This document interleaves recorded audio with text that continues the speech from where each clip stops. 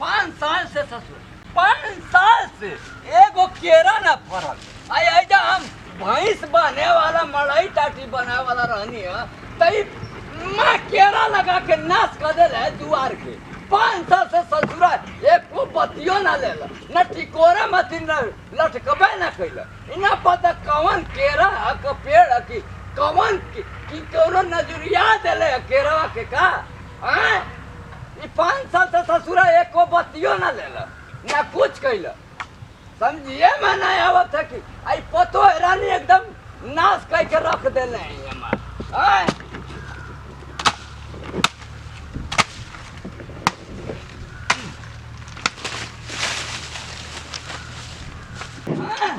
मुनिया आज देख एकदम एको ना बच। अरे अरे अरे ये फोन तू डाल के रख दे बड़ा तू हमरा के एकदम घर ले बाहर ले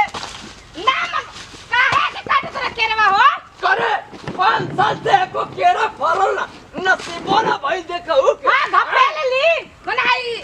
फरे खातिर हमरा पूजा करे खातिर लगाओ तो ना पूजा करत हो तोरा पूजा में आग त लग गई। काट दे भाई मैं ये भगवान जय मैं नाच खेलबो कोई नाम करो मैं नाच यही से मोट कोट एक टंगिए से काट दिए और जो से कोट ले मस्त काटे नहीं आपको तो मैं डर दे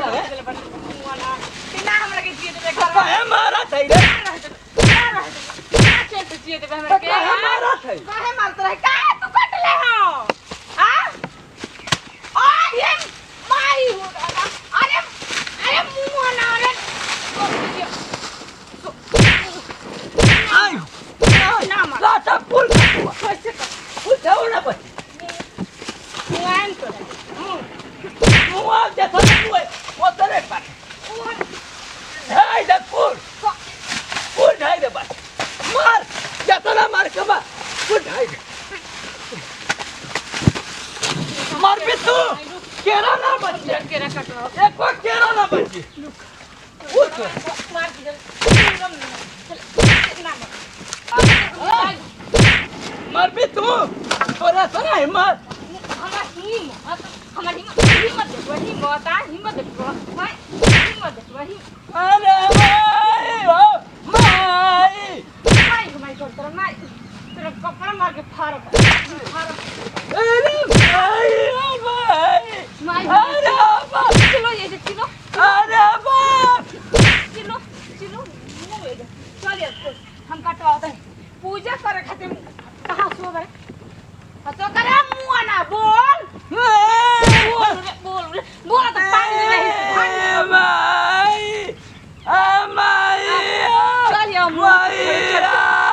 चल यार कवन करलावा उमती के मेरी देलू बहिनी बाबूजी का हो का भइल हो? अरे सोनावा तू कवने दुनिया में का भइल है लक्ष्य पे तुम फेंकला हो का? अरे भाई मरसिया बता जिंदा ना छोड़ दे मुआ दे ए बड़ा लौर एकदम डाल डाल के मारो बड़ा भइल का उठा अब उठा ता है धरा पहले धरा अरे मारी दे ए बड़ा जिंदा ना बची तू जान जा के हमारा हाथ एकदम खून होई एकदम खून होई ओका बैठा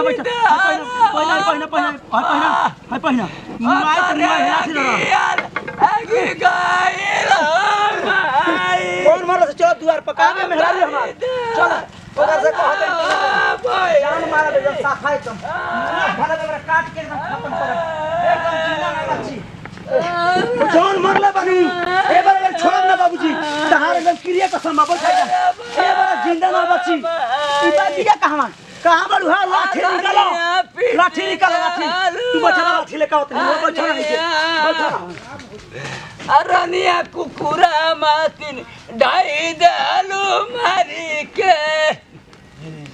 आये सना मरलू की तू खासा नाम बता बाबूजी तू नाम बता है पहिना नाक गोजी सुला दे सन मारी देला की खासा नाम बताओ पिछुआड़ा में कहां गली अरे पानी पिया बाबूजी का है मार के कौन लोटले बा मुआ तो जन मरले बोकर के तार क्रिया एकदम आई सन मार दे खौला तो पूरा हमार एकदम पीछे कहीं जनावा गोल होई गयल भैया तू बतावा ना खासा ला दी दे बाबूजी मारे तेरे सामने लिए मारे के हम एकदम साड़ी दिया उलटी दे राजा कोनो हो पूरा केलियो के मुंह राजा निकाल ले भाग अरे मारे साला तू चुप रह बाबूजी तारा हमर दर्द एकदम बर्दाश्त नहीं को तू खाला नाम बताओ लोग से नाम मार के घाही कर दिन तो जौन को हालत तमन रोनिया का हां मत रो बाबूजी अब चुप रह अरे राजा बाबूजी अरे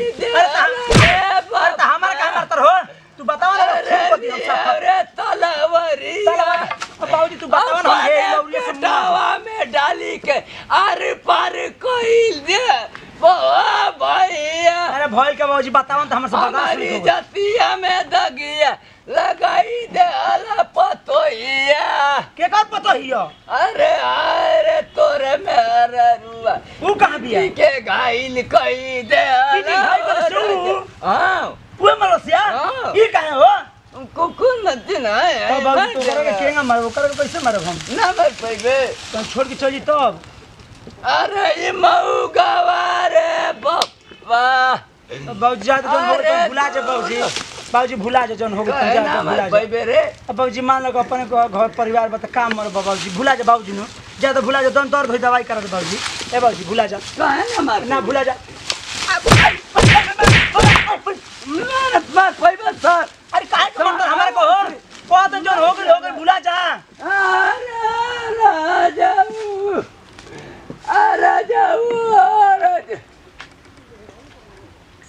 मार के हमारा खाए के अब कह दे तो हमारा को उल्टा सीधा मारता ना हम कहीं दूसर कौन होता मार के लाद देती खून को जी आ के करे के ला दो अरे क्या लगे गांव से बचतर रे बैठ बाहर कर हम टिया अरे हई का लागल रे मार फूल क्या करे के ला दो रहनी अरे केहू को हम जन के बाबूजी कोनो दूसर मार दंगले मार के मुआ दे लाद दे दूसर उनका ला अरे जा दे बाबूजी हो जाए रे नर जा छोड़ ये मर रे अरे छोड़ जा बाबूजी बेटू आवा कह देता नहीं एक और छट्टा काबले पर केरे ले पूजा के लगाई ठीक बा अभी का अभी लगाई जन गोफा फेंक तो एही में पानी डाल गोफा ना हमर केरा खइए लमका केरा खइए अब उनका मुंह में गल फरा में डाल के फारब उनको हम तो रोत रहा तो हम कोन दूसरा मर तो मार के उला के खाले बड़न डाल के हैं चुप रहो अब जाए दे हम पूजा करे खातिर लगल नहीं त 5 साल से केरा नहीं रेखा त कि केरा फट गुब गुब अरे तो छोड़ ना हो गया तो इनका 5 साल से केरा फरल आल रे छोड़ रे अबे मुंह ना तू चल छोड़ रे रे चल कहां जाए छी अबे त मुड़िया उठ काहे मरते रे आवा चलिए अब हां बैठ जा आवा हम तो कहीं कोनो दूसरा हवे केरा मार 5 साल से केरा ना फरल ए बैठ जा से फुट गया केरा केरा खा ला केरा केरा खा ले अरे काहे के तू परेशान करबे हो पूछौसु आवा ना गरिया जाला रे काहे ना करियै जी तो ससुर नहवन ससुर हमर तोरो घाव लगे का रे हई ओहो उ का हमरा के मरिए ससुर है ई मार के ए सलड़ा बत जे उंगवा मारत कोई हमरे के मत मार लगते काटेम कौन देन काटेम चोक भाई छोड़ रे अरे कितना लोड़ा सामने हमरा के मार के मुंह ना जाता अरे त बाप हो का करी रे जा करवा फरमा करो हमरा पिटवावा तनी जा चल घर चल देखियो मार चल हम बाबूजी के समझाए चल बाबूजी के समझाए हम काटेब उनको हां कटी है चल काटेब हम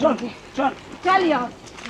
प्रणाम करते हैं भगवान शुक्र गोलत हमरा वाला छोटका लड़का छोटका भाई भैया जैसे प्यार दुलार से बाद हमरा टीम पे बनले बनी यही तरह बने रखा भैया खास कर के हमरा संजू फिल्म के सब्सक्राइब करे बेल आइकन बटन जितना प्यार दुलार से बाद हमरा टीम पे बनले बनी यही तरह बनले का भैया और हमारा से वीडियो में जरा से भी तकलीफ दिक्कत भइल होता अपन नाती पोता बेटा समझ के माफ कर भैया ई वीडियो बनावे का मकसद संदेश उद्देश्य हमन के सिर्फ एक ही चीज बा कि लोग पूजा करे खातिर घर का औरत या जे भी बा कन्या बहुरिया जे भी बा पूजा करे खातिर लोग केरा के पेड़ लगावेला अब पता ना कौन भगवान के लगा लो तो उहे लोग जान ले ऐसे का हमरा पता ना बावे तो हम तो ई चाहब कि अगर पूजा करला स्थान बातों करे के ई ना केहू करे के काटे फारे चीरे वो अपने में पड़ले भैया पूछ लेवे के चाहे बाबूजी के पतो या हेता नहीं सो लगले भाई फरत नहीं के चाहे का नहीं खोकत फलान ठिकाना तो बाबूजी ना पूछला हन जगह होता ना दूर छबाई रहला छबैला के वजह से बाबूजी खिसिया के जाके छपर कटला है एके वजह से घर में कितना विवाद भइल अब हमू छरियाई रहे लौर निकल रहनी है आ कहीं छरिया के कहीं सोचल दोसर के मारी हो गई तो हमरो से तो दिक्कत भइल भैया